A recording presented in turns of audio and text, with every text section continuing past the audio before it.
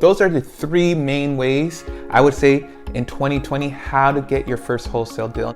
What's up YouTube, Biz Matthew here and welcome back to my channel. In today's video, we're going to talk about how to get your very first wholesale real estate deal this year in 2020. Before we go on, be sure to like this video, subscribe, turn on post notification bell and comment down below. Now, I hope you all really enjoyed this video. Be sure to smash that like button and comment down below for any suggestions if you all have any questions about this video or any other videos you all would like me to create. How to get your first deal in 2020 and just your first wholesale real estate deal in general.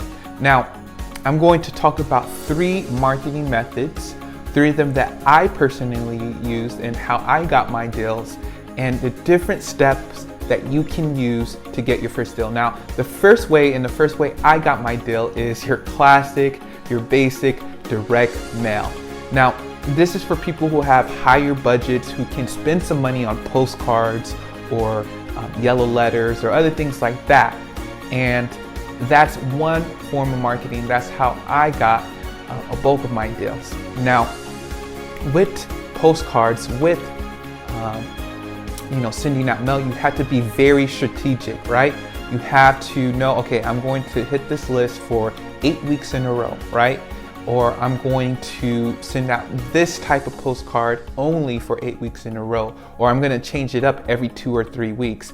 It depends on your strategy. For me personally, I find that just using the same postcard, they know, oh, okay, it's that company once again. You know, I become recognizable whenever I'm in the mail now. So, direct mail. Now, number two marketing way, we'll get into the different lists you should market first, but the number two marketing way is through Facebook ads. I've been getting a ton of leads, close to closing my first deal from a Facebook lead, so we'll see how that goes. And basically all you're doing is you're putting up basically virtual bandit signs like Chris Chico. He's a very big pioneer in this, check out his channel.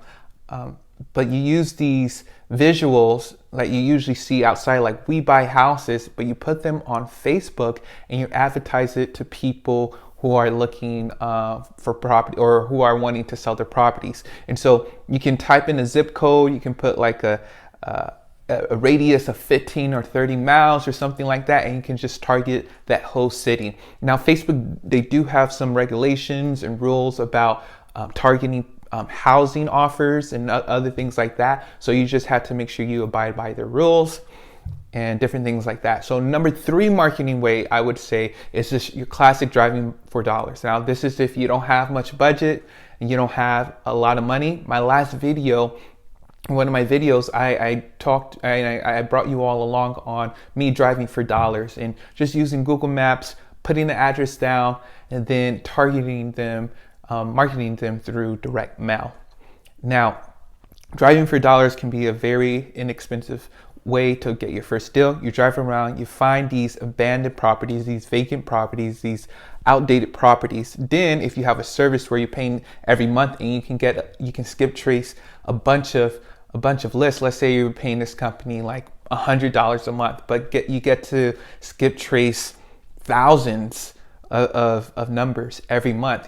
That's a good payoff, right?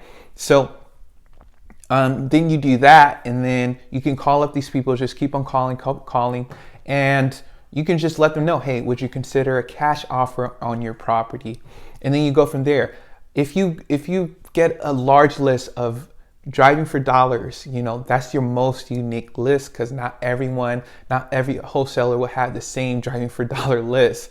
Even if they're driving for dollars, for some reason you might see something that they don't see. You might go to a street that they don't go to, that they skip because they thought it was newer houses, but there's that one outdated house in that block that you got in driving for dollars. So make sure you hit all the streets. So those are the three main ways I would say in 2020 how to get your first wholesale deal. Now, the different lists you should target. So I first talked about direct mail, like what list should you target first? And it's the most niche list, which is going back again to driving for dollars, just your driving for dollars list. If you have money to spend to direct mail, do it for your driving for dollar list. If you don't want to go that route, I would say either inheritance lists, properties that are inherited through divorce, through death in the family, through other means like that. Basically, properties that have been through probate and everything like that. You can get that list online. There's different services. Flip This Real Estate List is one of them.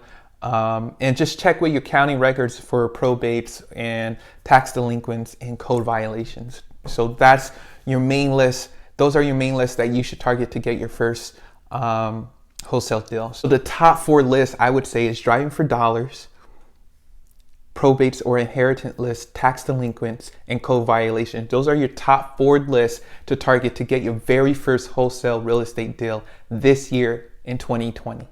And by using those different marketing strategies, direct mail, driving for dollars, Facebook ads, you can accomplish those. So I hope you all enjoy this video. I appreciate the growth on this channel, and I hope you all have a great start of the year, a great January. I will continue documenting my journey in wholesaling real estate and real estate in general, because I do have goals and dreams in this business, to be a real estate investor, developer, and other things like that. So I'm just documenting it for you all on YouTube. All right, talk to you all later. Peace.